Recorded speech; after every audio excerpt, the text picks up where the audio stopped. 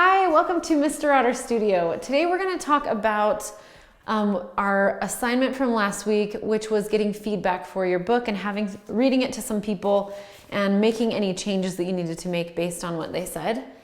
And so I have a lot of little kids that live around me.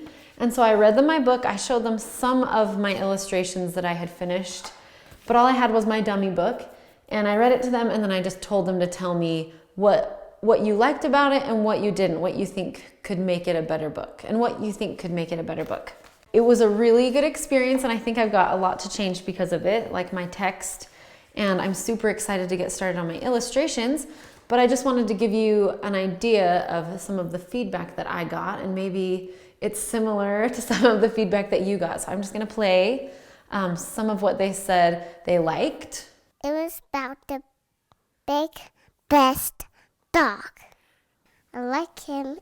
I like how the colors are kind of simple. So I like that, like the pictures, they were like good with like the dog. I liked that the part when McCall said, what is it called again? He was the best bad dog. Yeah, it was perfect. And then here are some of the things that they wanted me to change. Making like more words. I think it should be more rhyming. It's fun to like read just rhymes. Maybe for like the pictures, like to read the little bubbles of something they're like thinking. Or having more words about what the dog likes and likes if you do to him. It's just that he died. If you put a fishy jumping out of the water and him swimming after.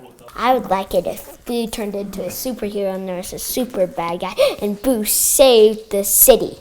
My conclusion was they thought it was too sad to say he was. Instead to say he is, like he's still here, he is a good dog.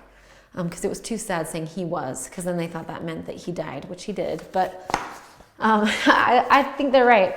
It makes it a little bit sad to say that, and I want to appeal to my audience. And so even though I like saying he was, I think that it is good to say in present tense, like he's still here with us. So I'm going to change that. I hope that this experience of getting feedback was good for you. I know that it's kind of humbling to hear what people think about something that you've made. And one thing that I was really surprised at is that even though my book is like black and white and the words aren't great, and sometimes I couldn't even read my handwriting, when I was reading them the book, it was still engaging enough that they sat and listened to it, which I was really surprised by.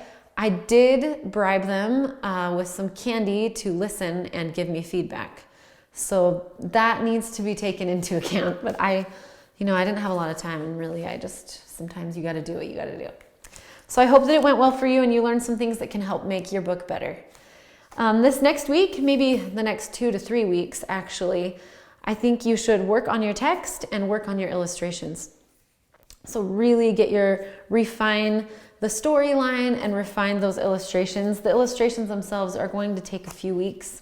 And I mean, for most people, they'll take much longer than that. I'm just trying to get my book finished by March. So that's why I'm getting mine done a little bit faster. Also, during these next 3 weeks, I want you to think about where to print your book. I have a few different places that I'm going to look at, and I think I'm going to try printing it maybe with 4 different places, and then I'll let you know the prices that was and my experience with it and kind of how it looks in the quality, because I haven't gotten any feedback from where you guys like to print things. So I'm just going to go with places I've used before. I have used Blurb. I've used MixPix? That sounds right. One of those. And I think I've also used like Shutterfly, but I don't know if that's the kind of quality I want in this book. Next week, I'm going to maybe do a video on negative and positive space, because the video that is currently on my channel is not right and it doesn't really make sense. My friend Amy did that, bless her heart. It's still really fun to do, but it's not really a good representation of positive and negative space. So I'm going to redo it.